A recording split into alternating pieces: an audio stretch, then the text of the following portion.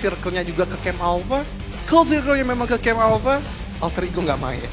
BJ kan? AE nggak main, AE, DU, GD sama Glue itu nggak main, jadi Alpha tuh bakal kosong, nggak bakal ada yang ngisi, lalu juga daerah Dogs juga bakal kosong, Glue, Lakawi tidak ada yang ngisi, sama satu lagi apa tadi? GD, Glue, DU ya, DU, Kampung Dogs nih bakal kosong banget dan gue rasa nggak bakal ada yang ngambil daerah situ juga sih, jadi tetap ngadet aja karena dari garis pesawatnya yang cukup mendominasi menuju ke arah jam 11. Yes, ini gue senang sih sebenarnya dengan perombakan grup lagi di rolling lagi. Karena menurut gue ya akhirnya ada PR yang harus dikerjakan dari beberapa coach, dari beberapa analis juga untuk menentukan drop zone mereka. Kemudian juga pergantian matchnya nanti di setiap drop zone, misalnya di Sunhawk grup ini nggak main, diulang lagi di review sama mereka drop zone mana yang kosong. Kemudian next diperkirakan ketemu siapa lagi untuk rotasi-rotasi mereka selanjutnya. Jadi benar-benar berbeda lagi, ya mungkin bisa jadi kekurangan ataupun bisa mungkin jadi kelebihan mereka gitu. Dan semua fair, semua balance, ini yang gue senangin dari minggu kedua sebenarnya yang terjadi. Tetap sih Painan yang selalu numpuk ya, dua tim dari Enkins sama 21 NFT. Ini kayaknya masih belum ada yang mau ngalah juga, tapi lebih kelihatan di sini dari 21 NFT yang menunjukkan agresivitasnya setelah melakukan fast loot langsung mepet menuju ke area sekitaran dari Enkins itu sendiri. Belum ada armor, belum ada helmet juga, sama-sama low loot parah di sini. Yes.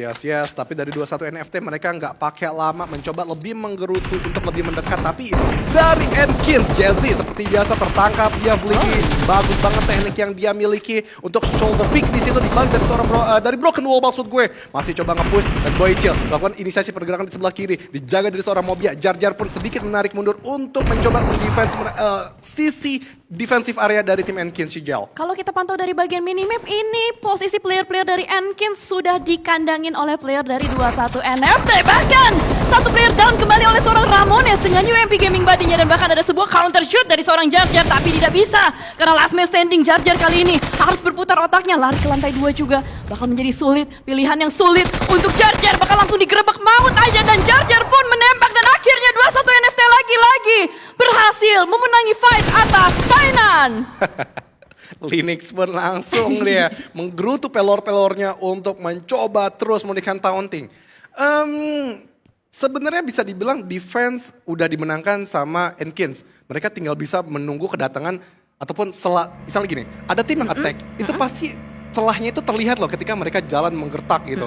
Tapi sayangnya malah Enkins, menurut gue mental mereka yang agak sedikit, wah gue ke pressure nih, gue harus cari jarak lagi. Wah, malah mereka dibalikin lagi untuk dicari celahnya oleh 21 NFT. Sebenarnya ini udah kejadian berkali-kali gitu. Yes. Kemarin skor terakhir juga udah 2-1 kan. Sama kayak kemarin yang baru aja Liga Malam Jumat. Tapi masalahnya... Hah? Dibahas dong ya, gila nih. Untuk Decul, kita sabar cuy. Kita bales itu nanti di Piala Bang Yos. Kan emang gue udah bilang tadi, ada satu tim PMPL yang sudah bisa menebak skor kemarin. 21 NFT kan? Oh, ya udah, oke. Ya udah. Nah, ini gue mau bahas lagi. Tunggu Cijal. Apa lagi? PJV kok nggak kelihatan nih kabarnya sama Pikmi nih. Sabar udah dulu. di-voting. Sabar dulu. Nah, berarti mereka mencari poin yang lebih. Mereka nggak ingin terlihat ya makin culun gitu berada di bawah. Pindah drop zone nih kayaknya PJV. Iya, pindah drop zone, dia nggak ngambil. Oh, dia ngisi Kampung dan sekitarnya. Soalnya nggak ada DU, nggak ada Glue, nggak ada GD. Jadi sisi bagian pinggiran si Sunhawk kanan itu kosong dimanfaatkan sama PJV. Bagus lah. Ya bagus dong. Jangan nih yang netizen yang ngetik culun-culun. Ya walaupun memang performanya masih belum terlihat ya. Tapi ini adalah pilihan yang bijaksana. Mereka tidak terus memaksakan untuk coba tabrak di bootcamp. Mereka mencari option lain, kemungkinan lain yang untuk nambah poin yang memang mereka butuhkan untuk meranjak ke papan tengah dulu. Iya, itu adalah keputusan yang rasional ya menurut gue. Yes. Karena menggunakan logika gitu loh, tidak memaksakan gengsi. Lah bener. Betul. Kalau maksain gengsi dan keadaan jadi kayak Enkins. Nggak kayak cewek kak. Iya. Ini kalau nge sama Cijal tuh banyak fun fact seperti ini Cijal. Tapi yang lebih faktanya, pemain Mall tertangkap 1-1. Zai pun juga sudah bertahan di situ untuk mencoba mengcover dari Frenzy. Adanya gerakan yang digunting dari Flyboy dan juga Leon Desert. But why? Zai nggak di finishing terlebih dahulu, tapi Leon Desert langsung memutar ke sebelah kiri dan diselesaikan dengan apik dan juga ciamik Cijal. Wow, langsung ditempik begitu saja ya. Tapi kalau misalkan kita lihat dari Flyboy, kayaknya masih mau melakukan... Jepit Cijal. Dicebit banget itu. Iya. Terus juga Yes, dan yang pasti masih ada pemain Morph, Hexas pun menjauh Cijel. Dan ini langsung dipantau radarnya dari BNW. Apip mendekat, tapi gue gak tahu. Kayaknya posisi dari KG bakal sedikit ngeriset. Tapi Moskow juga dari area kejauhan nampaknya bakal menjadi watchtower pemantau di teritorial sekitaran mereka Cijel. ya langsung berusaha untuk menjadi third party di sini. Dan langsung dipantau juga, tapi di arah yang berbeda kita melihat dari Pikmi bertemu dengan Bigetron Red Alien satu persatu. Dan what? BTR? Itu fightnya apa ya? Tiba-tiba langsung hilang begitu saja. Berarti, oh ini kayaknya dari Bigetron Red Aliens yang berusaha untuk ngegerusuk ke bootcamp. Yes, betul sekali Cijel. Masih dari seorang Moskow berada di daerah Watchtower. Mereka sudah menyadari ada info yang masuk dari Moskow. Terdapat BNW beberapa pemainnya sudah terserap. Gio dan juga Apip terutama. Langsung di set up oleh pemain-pemain dari KG. Fokker, Flyboy, Leon DZ juga menempati posisi mereka yang paling enak Cijel. Namun di sisi lain GPBR, tim yang juga cukup diunggulkan di sini untuk di Sunhawk pun mereka masih mencoba peruntungan killing mereka terutama yang masih minim banget utility. Ya, Cijel, betul sekali. Bener banget, minim banget utility-nya. Aduh tuh bener, capek banget gue. Ya yang bikin capek siapa? Bukan gue. Maaf. Iya. Saya tidak tahu soalnya. Maaf ya sekali Dan lagi. diulangi Cijel ya. Mohon maaf, saya tidak tahu, benar-benar tidak tahu ya. Dan kita bergeser, pokoknya yang tadi buat yang tahu-tahu aja saya minta maaf ya. YTTA. Iya, yang tahu-tahu aja, maaf. Kita Oke. fokus kembali. Saya benar-benar tidak tahu, seperti di sini dari GPX kayaknya juga tidak tahu dengan pergerakan apa yang ada di depannya karena lagi benar-benar kosong. Tadi kalau kita pantau sedikit, circle memang masih menuju ke arah Pulau Bravo dan juga Pulau Charlie, masih membelah kedua pulau yang berbeda. Udah lu jangan liatin gua dah. Gue gak bisa konsep. Enggak, gue gak ngeliatin, gue ngeliat itu map-map yang udah, map gua. udah lo tulis-tulisin lo. Kayak Windy juga banyak catatan lo ya, kayak mau ujian gitu. Tapi yang pasti Iya. dari HFX ini tim yang sebenarnya cukup kuat kedatangan air. Tapi kenapa mereka terus merosot ke area bawah? Dan gue juga membuat deal kemarin ke mereka. Kalau mereka berhasil aja touchdown di Headset 10, gue bakal membantu mereka dengan sukarela nge-coach. Tapi 1 minggu aja. Kenapa nggak 1 Sayang. bulan? Ya dikira gue gak ada kegiatan lain, gue kan Oh. lagi tesis Cijel. Bagus, rajin ya. Tapi kalau kita pantau ini circle menuju ke arah Quarry. Kemarin juga sempat circle-nya seperti ini patternnya. Menuju ke arah Quarry terus-menerus dan mungkin Sulit ya? iya, tim-tim yang sudah menjalani hal tersebut udah belajar juga yang kemarin tusun, kali ini tidak mau tusun lagi dan mungkin tadi itu yang membuat BTR tadi tusun dipotong ya rotasinya kemarin itu BTR Chicken soalnya. Iya, kemarin tuh BTR Chicken di Sunhawk dengan circle yang mirip seperti ini dan nampaknya dari Pikmi yang langsung melakukan pergerakan lebih cepat lagi. Semakin padat dan merayap di bagian tengah-tengah dan sama halnya juga dengan Boom Esports, salah satu tim yang 2 hari kemarin pengumpulan poinnya sangat-sangat minim. Ya, betul sekali Cijel. Dan ini tadi yang gue bahas juga, faktor-faktor rotasi dengan vehicle. Boom mungkin ya tidak udah mengetahui, mungkin kanan kirinya mereka scout, tidak ada beberapa tim yang sedang memantau mereka dan cukup aman untuk melajukan vehicle-vehicle mereka untuk melakukan rotasi. Tapi ya balik lagi, Sunhawk itu rapat seperti ini dan Hexas dapatkan satu pemain dari Pikmi. iFix tidak menyadari bahwa ada Hexas di belakangnya dan mudah saja disantap untuk menjadi elimination point. Dobrengki pun untuk mencoba mendobrak lagi dari seorang Hexas, tapi dia gagal karena ada pemain GPX KF menjadi third party yang tidak disangka-sangka dan diduga-duga Cijel. Yap, tiba-tiba datang begitu saja menjadi pengganggu dari bagian atas dan bahkan Yoru. Salah satu player yang baru saja naik kelas menuju ke arah professional scene sudah melihat ke arah bagian dalam ternyata Billbot ditumbangkan oleh Kagendra dari arah yang berbeda. Faksi pun langsung gerak cepat menuju ke arah kawannya langsung melakukan revive. Oke, datang lagi tamu yang tidak diundang, PJV Microboy tadi memberikan beberapa tappingan tapi masih belum akurat tadi ke arah beberapa badan dari KG. Flyboy sudah menyadari letak kepala dari jendela kecil dari tempat seorang Microboy. Proning pun juga dilakukan untuk memantau ataupun menyerap informasi dari beberapa pemain PJV yang lain mungkin. Tapi KG nggak boleh terfokus ke arah satu angle aja. Banyak sekali tim yang mengelilingi mereka juga Cijel. Karena ini posisi yang sudah dihuni oleh Kagendra, ini adalah posisi terapik ya. Sandwich ya. Iya, apik dan di sandwich gitu. Jadi bisa dibilang dia harus aware juga, nggak cuman ngehuni, nggak cuman defense aja, dia juga tetap harus melakukan zoning out terhadap lawan-lawannya yang ada di sekitaran mereka. Bergeser kali ini kamera menuju ke arah 21 NFT yang menghuni area compound di sekitaran dari Pulau Bravo. Dan Dan nampaknya masih cukup damai di area sekitaran mereka. Hanya ada BNW saja yang memantau dari kejauhan. Flykido pun ternyata nggak cuma ke 21 NFT, dia pun juga memantau ke arah GPBR yang sudah menyebar ke berbagai sisi. Ya, sudah betul sekali. Bagaimana dari BNW sekarang? Mereka sudah mendapatkan satu titik yang cukup lumayan enak. Adanya perbukitan juga lengkungan. Nama dari HFX, mereka sudah bergerak 3 pemainnya ke arah sisi depan dari pemain-pemain poin. Nampaknya ada retake posisi yang ingin mereka lakukan. Karena memang bisa dibilang kompon-kompon ini, kafling kompon yang dimiliki dari pemain poin ini cukup nikmat dan juga nyaman untuk mereka tempati sampai ke late game. Tapi lihat, pergerakan dobrak, pergerakan yang diam tidak bergerak pun juga dilakukan oleh pemain poin untuk meng-HBD. Satu rumah, belum ada satu pemain yang diserang. Tapi Vince ternyata sudah siap dengan 2 tembakan AFX. Berhasil tadi menumbangkan Vince, bahkan jadi elimination point bertukar Rasengan dan juga Chidori. Siapa yang menang di situ, Cijal? Belum ada karena langsung ditarik mundur oleh seorang Aganchi dan mungkin saling sadar kalau memang nggak terlalu worth it untuk di tempat ini karena circle-nya sudah mulai bouncing kembali ke arah yang berbeda, semakin mengecil menuju ke arah Quarry juga, tapi nampaknya dari Void tidak akan tinggal diam, mereka tetap terus memberikan gempuran dan gencatan senjata menuju ke arah lawannya HFX. Belum ada yang mau berpindah, belum ada yang mau bergerak, malah ada satu player dari HFX melakukan inisiasi yang sangat menarik dan bahkan ternyata Alpha pun berhasil untuk menangkap satu orang Harvest, tapi ternyata di arah yang berbeda geser lagi kita kameranya menuju ke arah 21 NFT dan juga BNW. Gue bingung banget tapi nggak apa-apa, Nggak apa-apa, dari lanjut. Flippy di situ mencoba mendobrak satu pemain dari belakang bebatuan, tapi lihat Jaws, gila, backstabber seperti assassin tidak terbaca di situ dan langsung terkejut terheran-heran dari 21 NFT. Mereka melakukan persembunyian, Boycha terserap darahnya setengah, tapi lihat 2 guntingan Ramones dan juga Boycha tadi mampu menumbangkan dari seorang Jaws. Flykido masih belum berani untuk nge-push terus menerus, pemain 21 NFT lebih memilih untuk merevive rekannya, Cijal. Ini adalah posisi yang bahaya sebetulnya untuk kedua belah pihak dari BNW dan juga 21 NFT. Sama-sama harus saling melakukan revive terlebih dahulu. Karena memang ini adalah entry point untuk kedua tim ini. Dan dari BNW, Jaws pun berhasil untuk dibangkitkan kembali. Flykido bergeser dan kamera kecil pun melanjutkan peperangan antara Void dan juga HFX. Tapi di sini main camera masih menuju ke arah 21 NFT dan juga BNW bakal maju dari bagian atas high ground. Jaws PRMN mencari dan mencari. Bakal kelihatan tapi ternyata Boychi pun yang tertangkap di bagian bawah.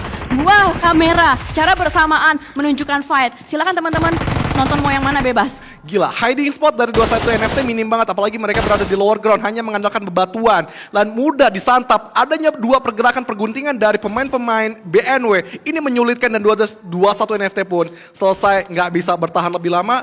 Poin yang cukup nikmat diambil oleh Jaws dan juga Flykido, dan juga tambahan lootingan tentu mampu. Datang lagi ARS, sudah menyadari selalu menjadi third party.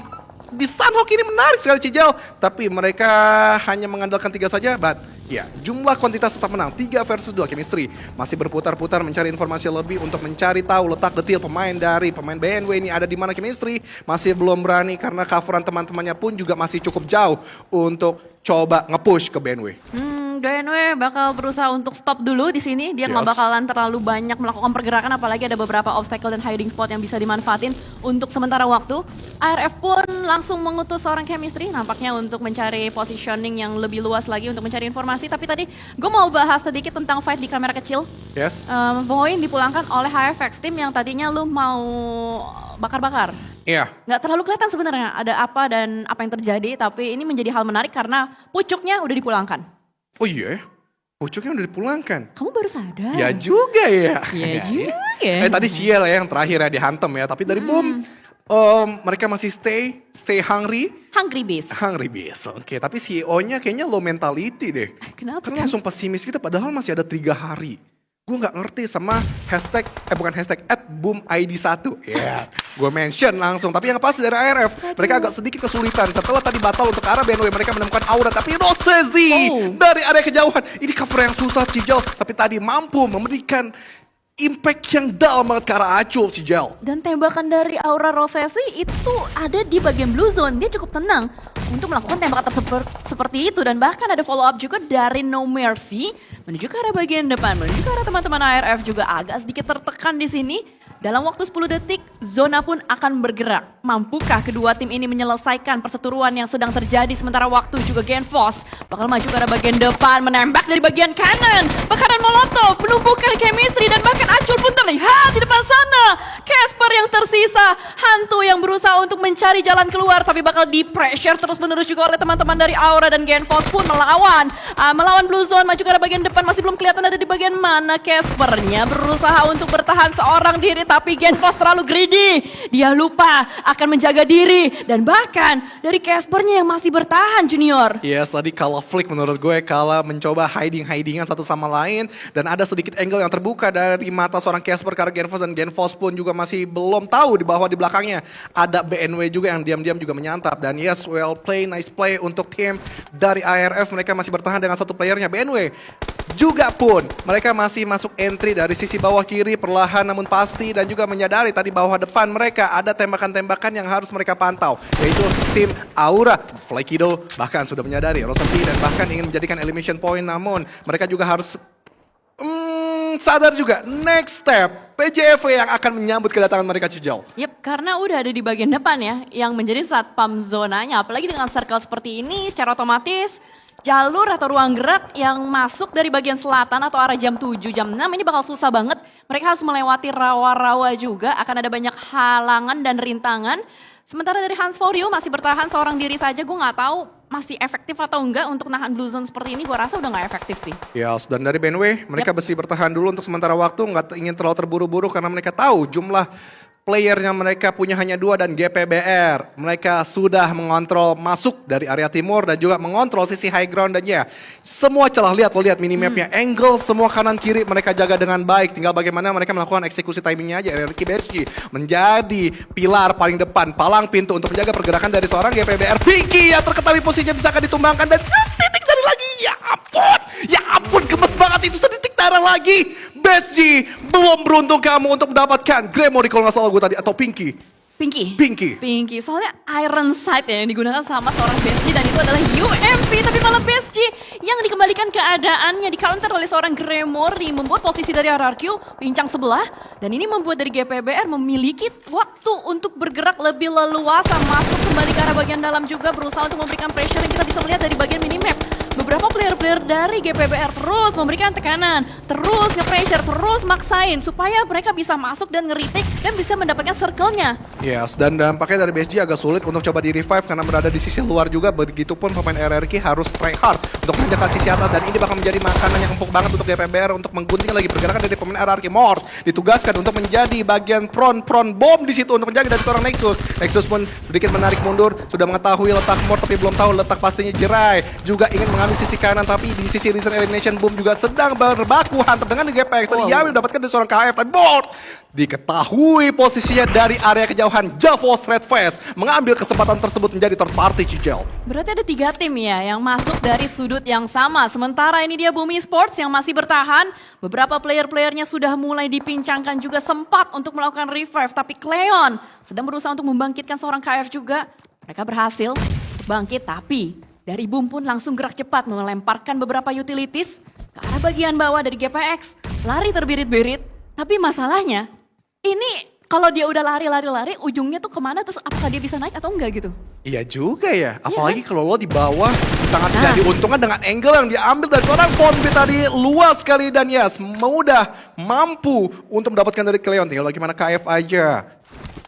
Dia ngumpet dari Fonbit, ketahuan dari Microboy. Agak serba salah dari sisi bawah. Belum lagi lumpur-lumpur yang bakal mendelay pergerakan mereka nantinya. Tapi Gremory, ini GPBR enak banget loh masuk dari timur, dan juga RRQ akhirnya mereka kelimpungan. Harus ada angle yang dijaga dari sisi belakang, dan PJV pun mereka nampaknya bakalan lebih fokus untuk menutup tim dari GPBR terlebih dahulu. Tadinya RRQ yang menjadi satpam zona, tapi sekarang posisi terbalik. Yes. Malah mereka yang ditekan oleh 2 sisi ke Burger ya. Nah, posisi Burger jepitan kiri dan kanan. Dari GPBR juga terus memberikan beberapa pressuring fire di zoning out. PJV pun sama. Gue nggak tahu nih, ini RRQ kalau bisa survive dari posisi kayak gini nih hebat sih. Ya, begitupun mereka berada di low ground itu benar-benar mudah banget didapatkan ketika 2 tim ini benar-benar maju untuk saling menyerang, dan akhirnya RRQ dulu yang ketahuan, bukan GPBR, BCV. Tapi yang di sisi bawah, Boom cukup nyaman, mereka punya kompon juga, Cijal, tinggal bagaimana mereka finishing ke arah KF terlebih dahulu, karena itu bakal menjadi PR yang paling berat mereka. Controlling dilakukan dengan baik juga oleh tim Javos, tapi dari GPBR mereka lebih melebar lagi, menurunkan Gremory untuk menjaga sisi dari tim Boom.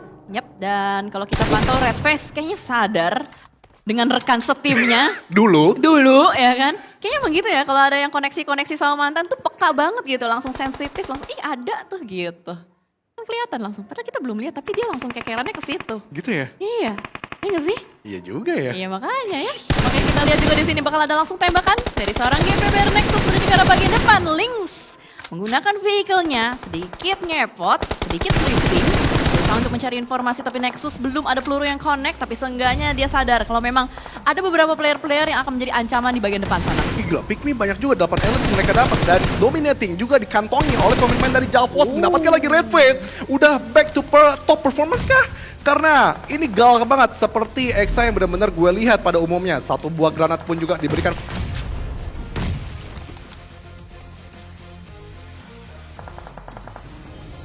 Stop untuk sementara waktu. Tapi yang pasti dari pemain-pemain Boom pun juga sudah melakukan eksekusi perlahan-lahan pasti. Namun dari Tenggara nggak terlalu terburu-buru. Kalau ngelihat pemain Javos pun mereka lebih memilih untuk terus menekan ke arah high ground dan mengontrol untuk low ground ke arah GPBR. Yap, kita akan melanjutkan juga peperangan yang masih cukup panas di sini dari Boom. Melihat ke arah bagian depan juga bermain di bagian pinggiran. Seenggaknya mereka punya compound yang bisa dimainkan. Tapi GPBR sih yang paling nyaman sejauh ini. Compound mereka berada di bagian tengah. Tapi masalah ini adalah lower ground. Ini kalau digerebek secara bersamaan oleh dua tim, ditekan secara bersamaan, ini akan menjadi kelimpungan untuk GPBR itu sendiri. Tapi nampaknya dari PJV menunggu untuk circle-nya mengecil dan melihat ke arah bagian depan. Lynx tertangkap oleh seorang player dari Boom Esports. Yes, KF. Benar-benar nih harus dituntasin banget sih. Kalau nggak bakal menjadi backstabber nanti untuk tim Boom. Dan mereka harus tetap kontrol KF. Nampaknya Ponbit yang bakal terus menjaga dari seorang KF di sebelah kanan. Dan sisanya Boom yang lain menjaga pergerakan PJV. Dan wing pun terdengar akhirnya di telinga gue langsung live direct dari meja caster. KF benar-benar di pressure. Blue Zone pun juga perlahan untuk mendatangi diri dia. Lynx nggak bisa diselamatkan kembali. Zuxi pun datang di knockdown oleh KF. Tapi GPBR datang untuk menjadi close combat. Situ oleh Biki. UMP-nya benar-benar keras sekali. Sisa Microboy aja yang masih bertahan dan meletup di situ dengan satu vehicle dan selesai. Gremory memfinishing pemain-pemain dari Javos. Dan PJV pun pulang dengan 7 eliminations, tidak berhasil untuk survive dan mendapatkan winner-winner chicken dinner. Tapi di sini dua tim yang tersisa, Boom Esports dan juga GPBR. Nampaknya dari Boom Esports sudah bangkit kembali. Mereka cukup dengan tusun terus-menerus di 2 hari kemarin dan mereka berusaha untuk melakukan comeback. Melemparkan kembali sebuah nades terlebih dahulu ke arah bagian depan. Dan ternyata connect nades-nya dari seorang Boboho. Di follow up juga dengan tembakan-tembakan maut dari bagian belakang. Tapi Pinky masih cukup kuat di bagian atas. Berusaha untuk menembaki player-player dari Boom yang berusaha untuk nyebrang. Dan nampaknya dari Boboho pun mendapatkan posisi dari bagian samping yang cukup mengerikan. Unstoppable untuk Boom Esports. Loncat ke arah bagian depan dan Boom Esports stay hungry. Hungry Beast. Hungry Beast. Ini menjawab dari mentalitas anak-anak ataupun player-player dari Boom Esports yang tidak sama dengan mental dari CEO-nya. Luar biasa sekali Boom Esports, mereka ingin menggapai lagi tahta yang telah direbut oleh Void selama 1 minggu kemarin Cijal. Mereka langsung comeback cepet banget ya. Nggak juga sih, kan masih panjang match-nya.